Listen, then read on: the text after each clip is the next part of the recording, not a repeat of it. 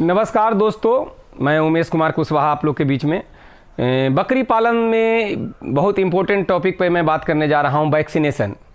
यूँ तो बकरी पालन में बहुत सारे वैक्सीन की आवश्यकता पड़ता है, तो सभी वैक्सीन को लगाना चाहिए, क्योंकि अगर समय समय पर अगर आप वैक्सीन नहीं लगाते हैं तो फिर बकरी पालन में आप बहुत बड़ा लॉस में पड़ जाएंगे। क्योंकि बीमारी कह के नहीं आता, और ये वायरल या बैक्टीरियल बीमारी जो वैक्सीन वाली बीमारियां हैं, एक बार आने के बाद इसमें कोई विकल्प नहीं है, एक के बाद एक बकरियां मरती चली जाती है और इसका कोई प्रॉपर इलाज नहीं है। तो मैं आज आपको वैक्सीन जो मैं लगाने आया हूं उसके बारे में आपको चर्चा करूंगा। देखिए, मैंने इसमें वैक्सीन लाया है और पूरा वीडियो गौर से देखें, क्योंकि बकरी पालन में यही सब वीडियो आपके लिए काम आएगा। जैसा कि आप देख रहे हैं, मैंने इसमें लाया है ट्रायोवैक। ये ट्रायोवैक जो वैक्सीन है, इसमें 3 बीमारी का वैक्सीन है, 3 बीमारियों से बचाव है। HXBQ FMD। HX यानी हेप्रोजिक सेप्टिसीमिया। ये बीमारी के बारे में भी आप जान लें, ताकि अगर बीमारी के बारे में अगर आप जानते हैं, उसका तीव्रता के बारे में जानते हैं, तो एक डर बना हुआ होता है और समय पे आप उसका वैक्सीन लगाते हैं। क्योंकि आप नहीं डरे तो फिर जीत नहीं पाएंगे। आप अगर मन में डर नहीं है तो आप वैक्सीन नहीं लगा पाएंगे। मेरा कहने का मतलब ये है। तो HX, जिसको गला घोंटू बीमारी बोला जाता है, इस बीमारी में होता क्या है दोस्तों कि बकरी के गले के नीचे सूजन आ जाता है। गले के नीचे सूजन आ जाता है, जिसको छूने पे बकरी को बहुत तेज दर्द होता है।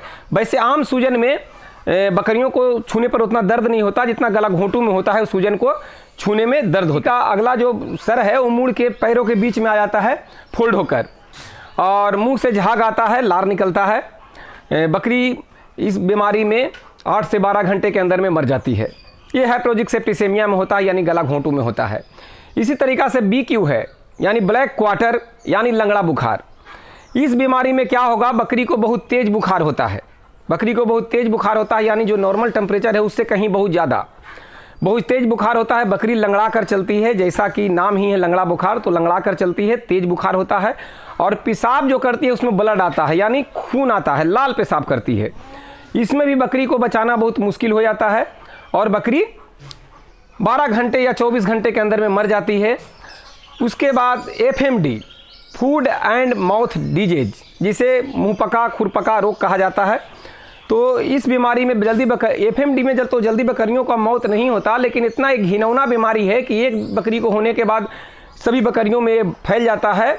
और अगर आप सही समय पर इलाज कर पाए तो ठीक है, नहीं तो बकरी का मौत हो जाएगा। और बचने के बाद ही बकरी इतना कमज़ोर हो जाती है कि उसको फिर वापस पहले वाला फॉर्म में लाना बहुत कठिन हो जाता है किसानों के लिए। तो ये जो तीनों बीमारियों के बारे में मैंने बताया, ये तीनों बीमारी एक तरह से लाइलाज है, लाइलाज है माना जाए तो। लेकिन डॉक्टर बहुत आगे बढ़ चुके हैं, अब बहुत साइंस तरक्की कर गया, तो अपना अनुभव के आधार पे उसके लक्षण, बीमारी के लक्षण के आधार पर उसका ट्रीटमेंट करके ठीक किया जाता है। बहुत ठीक भी लोग कर रहे हैं।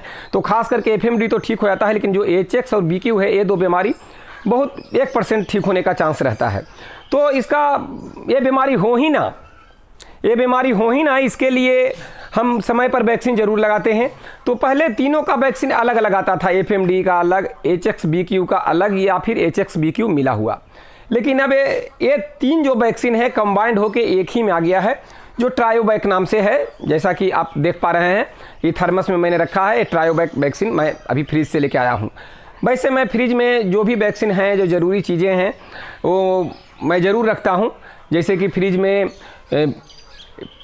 FMD का वैक्सीन, जो प्लेन वाला वैक्सीन FMD का है, वो भी रखा हुआ है।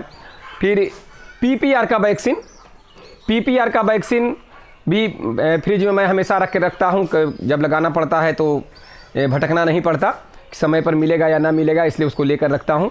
तो PPR का वैक्सीन, फिर ET यानी इंट्रोटॉक्सिमिया और TT, टेटनस, दोनों जो कंबाइंड वैक्सीन आता है, वो भी मैं फ्रिज में हमेशा रखता हूँ। तो फ्रिज में मेरे अभी भी हैं।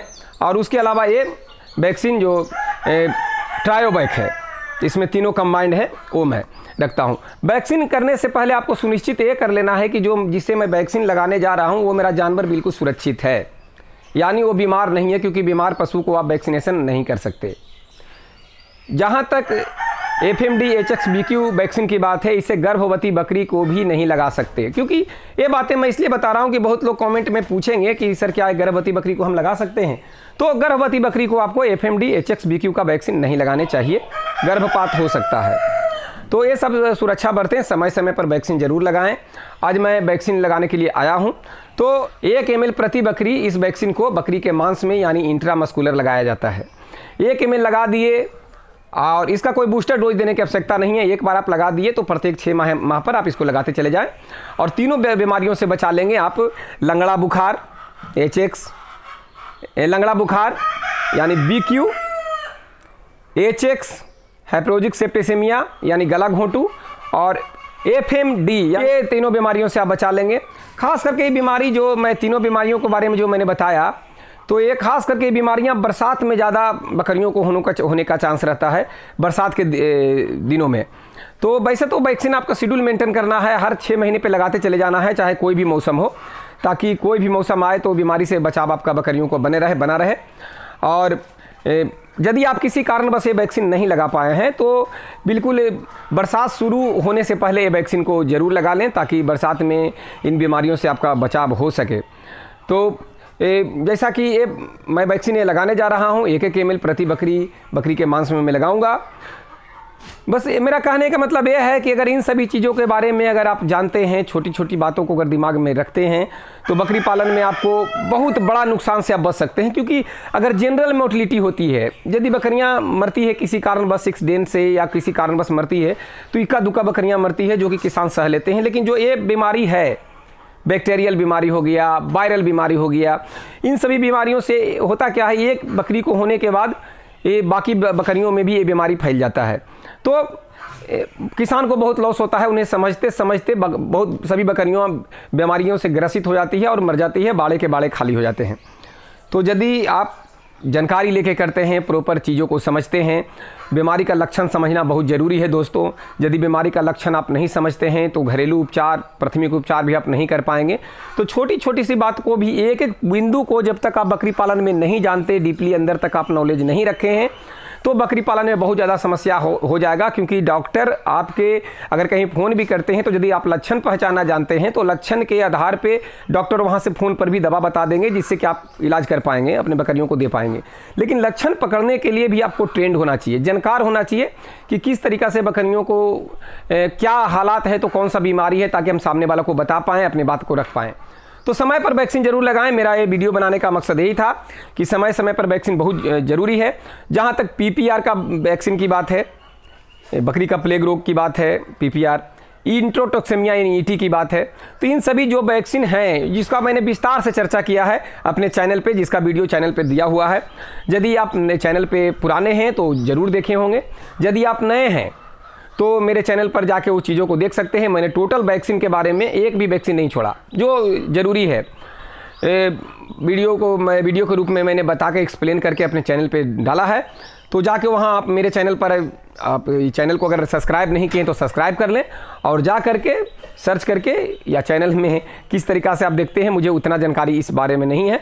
तो मेरे चैनल पर मैं ये कह सकता हूँ कि पूरा सभी वैक्सीन के बारे में मैंने डाला है, उसके बारे में समझाया है, उसके डोज के बारे में समझाया है, लगाने के तरीके के बारे में समझाया है। तो चैनल पर जाकर वो वीडियो देखकर आप वैक्सीन के बारे में नॉलेज ले सकते हैं। बिना प्रशिक्षण, बिना जानकारी बकरी पालन में आपका लॉस हो सकता है। प्रशिक्षण के नाम से लोग बहुत ज़्यादा हड़कते हैं कि प्रशिक्षण क्यों लें। तो कोई बहुत बड़ी ये नहीं है कि बहुत बड़ा चीज़, बहुत बड़ा अमाउंट लग जाता है, ऐसा बात नहीं है। बहुत कम भी देकर कहीं से भी प्रशिक्षण लिया जा सकता है, ताकि जीवन में ये जब हम कोई व्यवसाय कर रहे हैं तो हमको हार का मुँह नहीं देखना पड़े और हम सफल हों। तो टीकाकरण जरूर करें।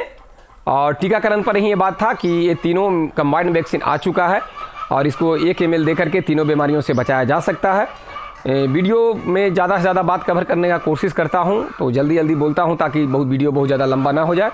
तो भावनाओं को समझते हुए अगर वीडियो पसंद पड़े तो एक लाइक ज़रूर करें, कमेंट आपका अधिकार है, नए हैं तो सब्सक्राइब ज़रूर करें। बाकी जैसा आप, पब्लिक की मर्जी है, आप लोग आज़ाद हैं। नमस्कार दोस्तों, प्रणाम।